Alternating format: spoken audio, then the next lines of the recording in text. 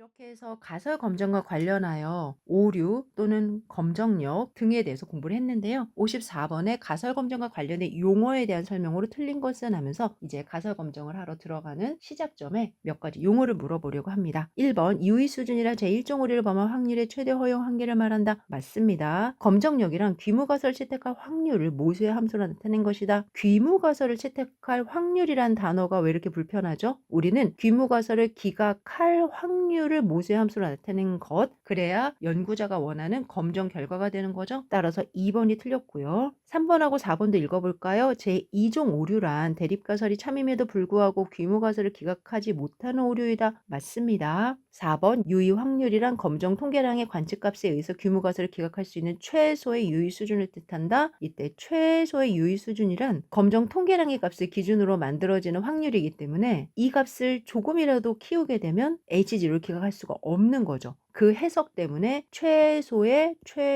유의 수준 이렇게 이야기를 하는 겁니다. 그림과 연결지어서 4번을 이해해 주시고요. 해설입니다. 검정력 함수란 귀무가설을 기각하는 확률을 모수의 함수로 나타낸 것이다. 귀무가설을 기각하는 확률입니다. 55번입니다. 통계적 가설 검정에 대한 설명으로 틀린 것은 앞서 했던 내용 그대로 한 번 더 연결지어서 1번 유의 수준은 2번 기각력은 3번 귀무가설은 4번 제2종 오류는 이 중에서 3번 귀무가설은 한번 읽어볼까요? 표본에 근거한 강력한 증거에 의해서 입증하고자 하는 가설이다. 이때 표본에 근거한이라고 했으니까 표본을 통해서 연구자가 이렇다 하고 증거를 통해서 입증하고자 하는 거예요. 맞다라는 주장을 하고 싶은 거죠. 그러면 대립가설 H1이다. 아래 해설입니다. 대립가설 또는 연구가설이란 표본에 근거한 강력한 증거에 의해서 입증하고자 하는 가설입니다. 귀무가설은 대립가설이 타당한 것으로 볼 수 없을 때 원상이나 현재 믿어지는 가설로 돌아가라. 귀무 따라서 기존에 주장했던 가설이다. 이미 대중적으로 알고 있는 가설이다. 그러면 3번이 틀린 건 맞고요. 한 가지만 이야기해 봅시다. 귀무가설은 기존의 주장을 대변하는 가설이고요. 많은 사람들이 현재까지 믿고 있는 가설이기도 하고요. 거의 95%가량 맞아요라고 알고 있는 가설이에요. 그런데 연구자가 틀렸어. 귀무가설은 틀렸고 H1 대립가설로 가야 돼. 그러면서 표본을 이용해서 입증을 했다라는 거죠. 그러면 귀무가설을 믿고 있는 사람들의 입장에서는 굉장한 충격이겠죠. 너무나 위험하게 생겼죠. 오류인 거죠. 제1종 오류인 거죠. 1종 오류가 2종 오류보다 위험하다라고 판단이 되는 이유는 지금처럼 너무나 많은 사람들이 동시에 믿고 있는데 아니다라는 거를 듣게 되면 충격에 휩싸여서 위험해지겠죠. 제가 제1종 오류랑 2종 오류 중에 어떤 것이 더 위험하냐라는 설명을 조금 더 해드린 거예요. 56번에도 가설 검정에 관한 설명으로 옳지 않은 것은 이었습니다. 2번 읽어볼까요? 제1종 오류와 2종 오류 중 더 심각한 오류는 제1종 오류이다. 앞서 이야기를 해드렸는데 설득력이 있었을까요? 그런데 제2종 오류는 덜 심각한 거네요. 이렇게 해석하는 게 아니라 1차적인 해석에선 제1종 오류가 더 심각하다라고 사회적으로 인정이 되고 있습니다. 그러면 옳은 설명이고요. 1번 일반적으로 표본 자료에 의해서 입증하고자 하는 가설을 대립가설로 세운다. 맞지요? 옳은 설명. 3번 P값이 유의 수준보다 크면 귀무가설을 기각한다. 아니야. 우리 이미 아님을 알고 있습니다. 4번 양측 검정으로 유의하지 않은 자료라도 단측 검정을 하면 유의할 수도 있다. 이때 유의하다라는 단어 익숙하신가요? H0를 기각할 수 있다. 이러한 해석으로 보시면 돼요. 연구자에게 중요하다, 시그니피컨스하다 이런 해석으로 보시면 되는데요. 앞서 양측 검정에서 안 되는 거 단측 검정에서 될 수 있어 라는 이야기 해드렸죠. 그림 다시 한번 확인하시고 이쯤에 있으면은 단측 검정에서 기각이 된다. 맞죠? 56번에 옳지 않은 것은 3번이었습니다. 해설해 보니까 검정 통계량의 값에 대한 유의 확률 P값이 주어졌을 때 P자갈 귀무가설 기각 오케이. 57번부터 몇 개의 문제는 귀무가설과 대립가설을 직접 세워보는 건데요. 가설 세우는 문제도 시험에 자주 나옵니다. 이때 귀무가설은 무조건 는으로 세워야 돼요. 는. 따라서 크다, 같지 않다 처음부터 배제해 주시고요. 연구자가 원하는 바가 있다면 그 부분이 무엇인지 그래서 읽고 대립가설, 연구가설을 완성하셔야 되는데요. 문제 한번 읽어봅시다. 기존의 취업 교육 프로그램을 이수한 사람의 취업률 P는 0.7이다. 이 부분이 귀무가설인 거죠. 그래서 귀무가설 잘 세웠고 새로운 교육 프로그램이 취업률을 높인다는 주장이 있어. 여기까지 높인다 0.7보다 키울 거야 라는 뜻인가요? 답은 3번입니다. 가설 세우는 거는 여러분들이 잘 하시는 부분이기도 하죠. 이때 놓치면 안 되는 거 해설을 보니까 0.7이다 확인이 됐고요. 높인다, 크다. 이때 일반적으로 규모가설을 등호로 표시한다. 놓치면 안 됩니다. 그런데 교수님, 0.7보다 크기를 바라는데 상대적으로 규모가설은 작거나 같다가 맞지 않을까요?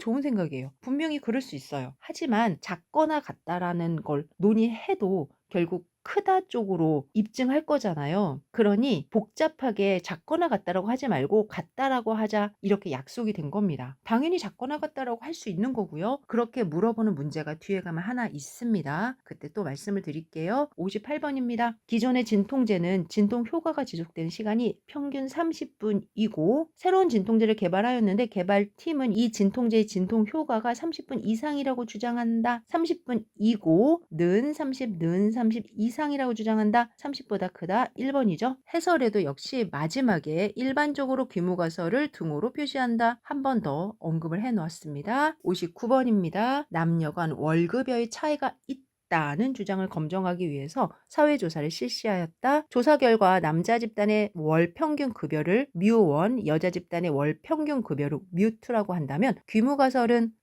무조건 는이에요. 따라서 1번 뮤1과 뮤2는 같다. 해설에도 차이가 없다라는 의견은 는이다라는 거고요. 대립가설로는 차이가 있다라고 하겠죠. 차이가 있다는 건 큰지 작은지 몰라요. 따라서 같지 않다라는 대립가설을 세워야 되고요. 질문은 규모가설이니까 1번이 맞고요. 만약에 대립가설은 하고 문제가 나왔다면 3번이 답이 되겠죠. 60번 국회의원 후보 A에 대한 청년층 지지율 P1과 노년층 지지율 P2의 차이 P1 빼기 P2가 6.6%로 알려져 있다. 청년층과 노년층 각각 500명씩 랜덤 추출하여 조사하였더니 지지율의 차이가 3.3%로 나타났다. 지지율 차이가 줄었다고 할 수 있는지 검증하고자 한다. P1-P2가 6.6%라고요? 0.066인가요? 는이라고 봐야 된다고 그랬나요? 답은 4번 하나밖에 없네요. 그리고 지지율 차이가 줄었다고 할 수 있는가? 라는 질문에는 0.066보다 작다.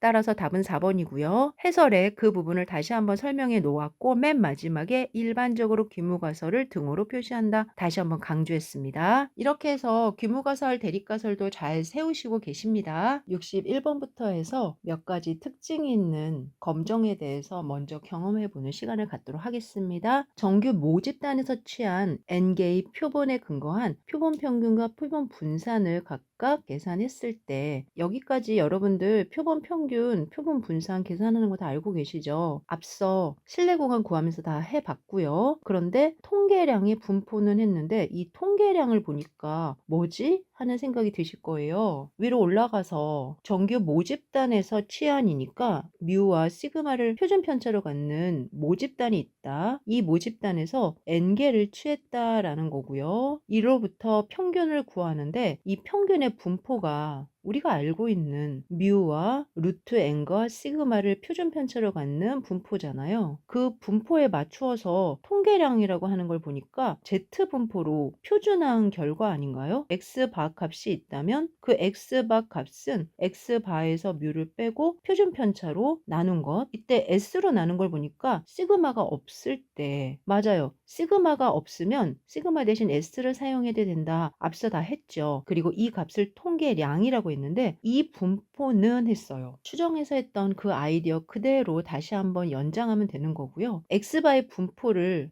미리 확인했고 Z분포로 수정하면서 통계량을 얻게 된 거니까 역으로 생각하면은 표준 정규분포 또는 정규분포를 생각할 수 있고 그런데 아래 보기 좀 보세요 여러분들. T분포, T분포, 카이제곱 분포 뭐지? 왜 Z분포가 없지? 아 여기에 S가 있는 걸 보니까 시그마 대신에 사용한 거구나. 그러면 T분포지. 그리고 자유도는 N-1이야. 이렇게 해석해서 답은 2번이 되는 겁니다. 그리고 지금의 주장을 그대로 다시 한번 현실로 가져가서 우리가 임계값을 정할 거고 임계값보다 x바가 더 멀리 있다면 h0를 기각할 거야. 이와 같은 해석으로 검정이 이루어지는 거죠. 이때 검정 통계량이라고 제가 주장했던 단어가 바로 검정을 할 때 기준이 되는 계산을 하는 값 것들 검정 통계량이라고 부르고요. 주어진 문제는 평균에 대한 가설 검정인데 모집단 시그마가 주어지지 않았기 때문에 S를 이용했고 n의 크기에 따라서 대표본이면 Z분포를 이용하고 소표본이면 자유도가 n-t분포를 이용하는데 보기에는 Z분포가 없으니까 자유도가 n-인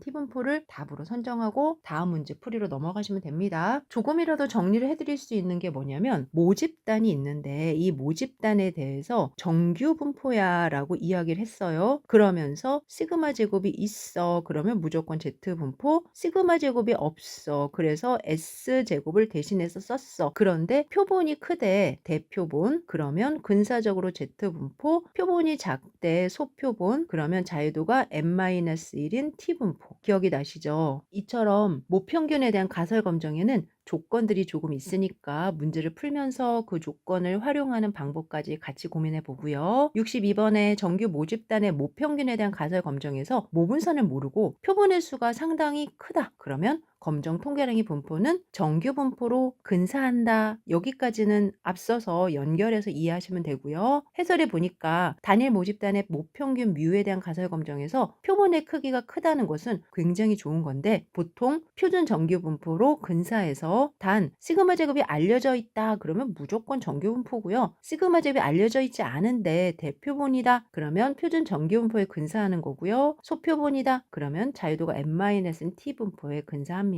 여기서 팁자리 빼주시고요. 니은에 하위 두 가지를 연결 지어 주시면 글을 보는 데 도움이 될 것 같습니다. 43번에는 어떠한 상황이 있는지 볼까요? 다음 사례에 알맞은 검정 방법은 도시지역 가족과 시골지역 가족 간의 가족 수에 대하여 평균적으로 차이가 있는지 알아보고 싶다. 도시지역, 시골지역 각각 두 독립표본이죠. 이때 독립이라는 건 서로 영향을 주지 않는다, 구별이 된다 이런 거고요. 가족 수에 대한 평균이에요. 그러면 독립표본 T 검정을 사용하는 거죠. 도시지역의 가족과 시골지역의 가족은 두 독립표본이며 두 지역의 가족 수에 대한 평균의 차이에 대해서 가설 검정을 한다라는 것 독립표본 T 검정을 이용합니다 라고 이야기합니다. 비슷한데 또 달라요. 휘발유를 제조하는 A 정유 회사에서는 새로운 휘발유를 생산하고 1리터당 주행 거리가 길어졌는지를 알아보기 위해서 동일한 차와 동일한 운전자에게 동일한 거리를 휘발유만 서로 달리한 채 운영해봐라 라고 했다고 합니다. 그러면 주행 거리에 대한 결과를 보고자 하는 건데 그들의 휘발유만 다른 거지 나머지 환경이 동일하죠? 이럴 때는 독립표본이 아니라 대응표본 T 검정이라고 이야기합니다. 대응표본 T 검정과 독립표본 T 검정을 비교하셔야 되는데요. 해설해 보니까 대응표본이라는 이야기는 종속 관계인 두 상황을 의미한다. 특히 전후 들어보셨죠? 쌍둥이 연구, 부부 연구 들어보셨죠? 이 모두는 대응 표본, 오른쪽에는 쌍체 비교란 단어도 쓰고 있어요. 독립표본과 대응 표본 구별해 주셔야 되는데요. 검정 방법이 달라서 그렇습니다. 오른쪽에 65번에도 대응 표본인데요. 10명의 스포츠 댄스 회원들이 한 달간 댄스 프로그램에 참가하여 프로그램 시작 전 체중과 한 달 후 체중의 차이를 알아보려고 할 때 대응 표본 T 검정인 거죠. 전후 얼만큼 체중이 달라졌나요? 사전 사후 평균 비교가 되는 거고 대표적인 대응 표본 T 검정이고요. 66번 일정 기간 공사장 지대에서 방목한 가축 소변의 불소 농도에 변화가 있는지를 조사하고자 랜덤하게 추출한 10마리 가축 소변의 불소 농도 방목 초기에 조사하고 일정 기간 후 다시 소변의 불소 농도 조사하는 것, 방목 전후 불소 농도에 차이가 있는가? 그런데 10마리 소 그대로예요. 역시 대응 비교, 쌍체 비교라고도 부르더라고요. 이때 쌍체란 pair, 짝이에요. 짝. 그래서 짝 비교. 해설에도 역시 동일한 표본의 사전 사후 비교이고 쌍체 비교, 대응 비교, 대응 표본 T 검정 등으로 많이 사용이 된다. 67번입니다. 단일 모집단의 모분산의 검정에 대해서 사용되는 분포는 앞서 여러분들 모분산 실내 구간 구할 때 어떠한 분포 사용했는지 기억나세요? 카이 제곱 분포요. 동일해요. 해설을 읽어보겠습니다. 단일 모집단의 모분산 시그마 제곱에 대한 가설 검정은 표본 평균 S제곱에 대해서 검정 통계량 다시 기억하셔야 되는데요. 시그마 제곱분의 n-S제곱입니다. 그리고 자유도가 n-인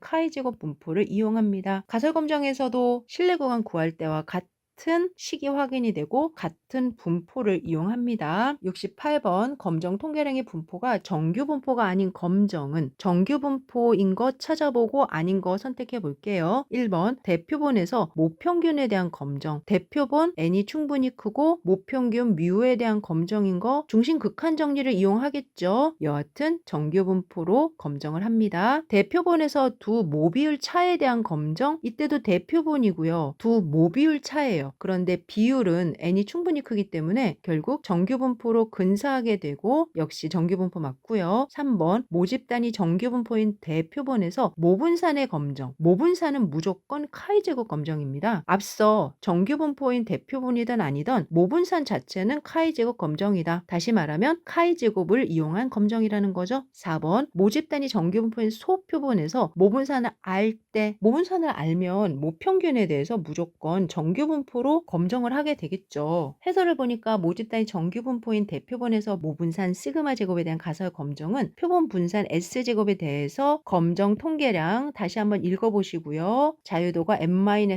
카이 제곱 분포를 따른다. 지금 여러분들은 기출문제를 풀고 계시는 거예요. 매회 문제들이 달라지고 그중에서 가장 시험에 자주 보이거나 확인됐던 그런 기출문제들인데 67번, 68번 같은 질문도 있었다라는 거. 표본 분산에 대한 계산은 마지막에 하지만 분산과 관련해서 카이 제곱 검정을 한다. 이러한 정보는 꼭 알고 계셔야 됩니다. 69번에는 두 집단의 분산에 대한 동일성 검정에 대한 가설 검정 분포는 그러면 또 분산 두 개를 가지고 비교를 하게 되는 거죠. 두 집단의 분산에 대한이니까 각각은 카이 제곱 분포인데 그들의 비율에 대한 분포는 F 분포인데요. 기억을 그렇게 연장시켜서 두 분산에 대한 동일성 검정은 F 분포구나. 아래 해설을 보겠습니다. 두 개의 정규 모집단으로부터 추출한 독립된 확률 표본에 기초하여 두 모집단의 분산의 비율 시그마2 제곱분의 시그마1 제곱에 대한 가설 검정은 두 표본 분산 S1 제곱 S2 제곱에 대해서 가설 검정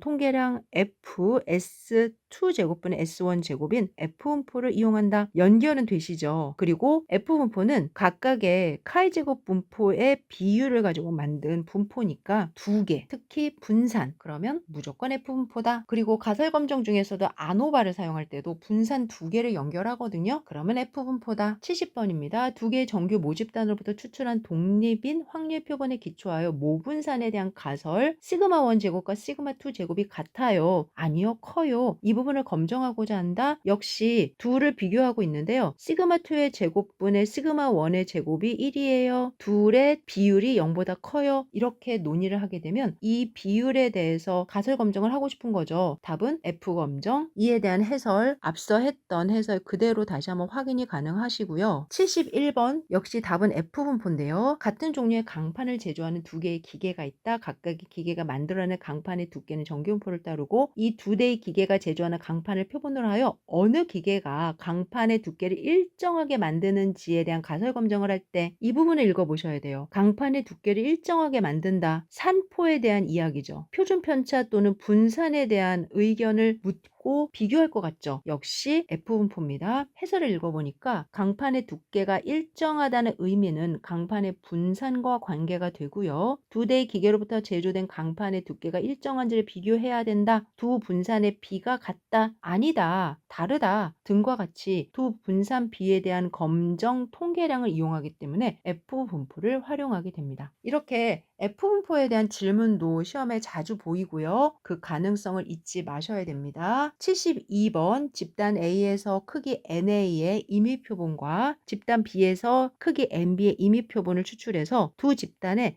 산포를 비교하고 싶어요. 산포 좀 전에 앞서 분산, 표준 편차 이런 이야기를 했는데 NA는 평균이고 SA는 표준 편차죠. 그러면 표준 편차를 이용하는 거니까 3번이나 4번인데 계속 강조했지만 그들의 비율을 이용하는 겁니다. 그래서 답은 4번입니다. 해설을 읽어보니까 집단의 산포란 자료가 얼마나 어떻게 퍼져 있는가를 나타내는 척도로 표준 편차가 대표적이고 두 집단의 산포를 비교하기 위해서 표준 편차를 선택하고 위의 보기 3번처럼 표준 편차를 뺄 것이냐 4번처럼 표준 편차를 서로 나눌 것이냐라는 선택에서 집단의 크기가 같지 않으므로 표준 편차의 차로 산포를 비교하기보다 나눗셈으로 비교하는 것이 적합하다. 핵심이 뭐예요? 집단의 크기가 같지 않다. 위로 올라가서 NA와 NB가 서로 다르다. 그러면 교수님 집단의 크기가 같으면 빼기도 괜찮을까요? 궁금하시죠? 직접 해 보시면 빼기도 가능합니다. 특히 산포와 관련된 부분, 분산과 관련된 부분은 나눗셈으로 비교한다라고 기억해 주시면서 72번을 열심히 읽어 주시고 눈에 익숙하게 해 주시면 될 것 같습니다. 이제 73번부터는 가설 검정하러 가 보도록 하겠습니다. 분산이 4로 알려진 정규 분포를 따르는 집단에서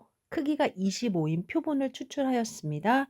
이때 모평균 뮤에 대한 가설을 뮤는 0, 뮤는 0이 아니다 이렇게 놓고 유의 수준 0.05에서 검정을 하려고 합니다. 질문은 H0의 기각력을 어떻게 주는가인데요. 단 Z 0.025의 값을 2로 계산하시오. 계산을 쉽게 하기 위해서 조건을 준 거 너무 센스 있게 보이는데요. 73번과 같이 모평균에 대한 가설 검정 문제가 많이 나오니까 저와 함께 직접적으로 풀어보도록 하겠습니다. 모평균 뮤가 0이다 라는 귀무 가설이 있어요. 그러면은 0을 기준으로 분포를 정해보려고 하는데요. 먼저 분산이 4로 알려진 정규 분포를 따르는 집단에서 라고 했으니까 모집단에 대한 정보가 있는 거죠. 시그마가 2이고 1호부터 크기가 25인 표본을 추출했고요. 그 결과 x바에 대한 분포가 정해지네요. 이때 표준 오차는 즉 S의 x바죠. 루트 n분의 시그마 따라서 5분의 2. 질문은 기각력을 찾는 거예요. 기각력은 25개로부터 얻은 x바가 뮤가 0인 값과 얼마나 다르냐라는 측면에서 x바가 이 값이면 표준 정규 분포로 옮겼을 때의 값을 찾아서 비교해 보게 되는 거고요. 유의 수준 0.05입니다. 그러면 이때의 0.05의 확률이 되는 검정 통계량의 값, 임계값을 찾아야 되는 거죠. 현재는 대립가설이 뮤는 0이 아니다 이니까 알파 0.025가 되겠네요. 좌우 두 곳을 겨냥해서 논의할 거고요. x바가 정규분포를 따르기 때문에 표준 정규분포로 바꾸었을 때 임계값 자리에는 z 0.025가 들어가는데 아래에 보니까 0.025를 2로 계산해라 했습니다.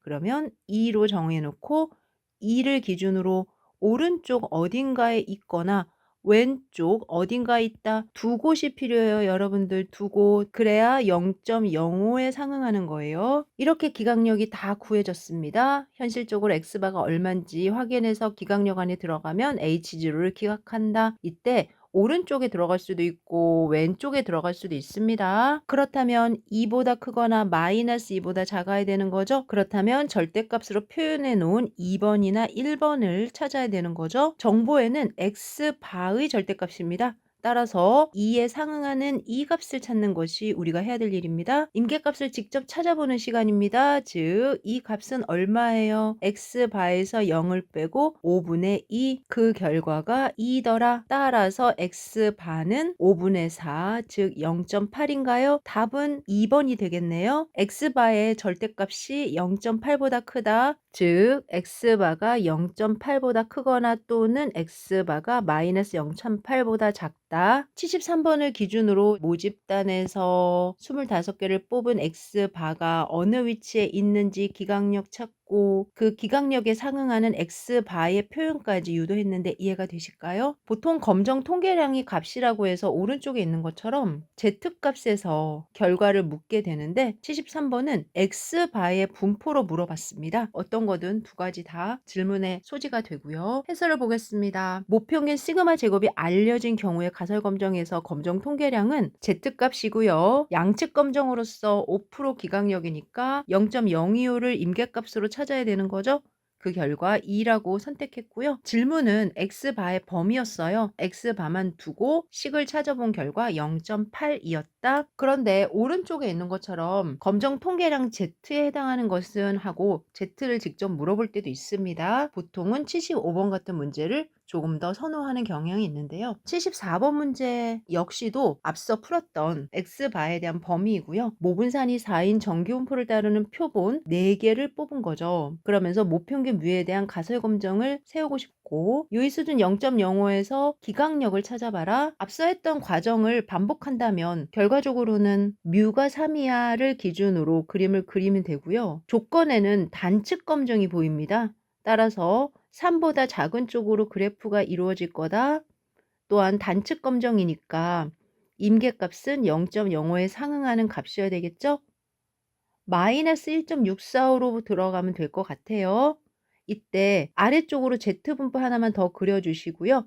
이 값이 1.645가 되고 임계값은 어떤 특정한 기준값이 될 겁니다. 이제 기각력에 대해서 표현을 해볼까요? X바가 계산이 되면 그 X바가 3보다 얼마나 크고 X바에 상응하는 Z값을 계산해 보면 될 것 같아요. 따라서 X바와 3의 차이는 루트 n분의 시그마 2분의 2가 마이너스 1.645보다 작거나 같을 때 따라서 X바는 3 마이너스 1.645 1.355 답은 2번이 되겠네요. 그림을 그리면서 문제를 풀어도 되고 그림이 머릿속으로 있으면 바로 문제를 풀어도 됩니다.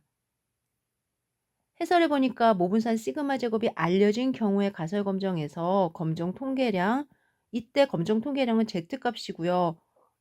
두 개의 그림을 동시에 그리면서 비교를 하게 되는데 먼저 X바의 분포 그리고 상응하는 Z분포, 이때 뮤 지로에 상응하는 값이 0이 되고 현실적으로 얻은 X바의 값에 상응하는 값이 Z가 되는 거예요.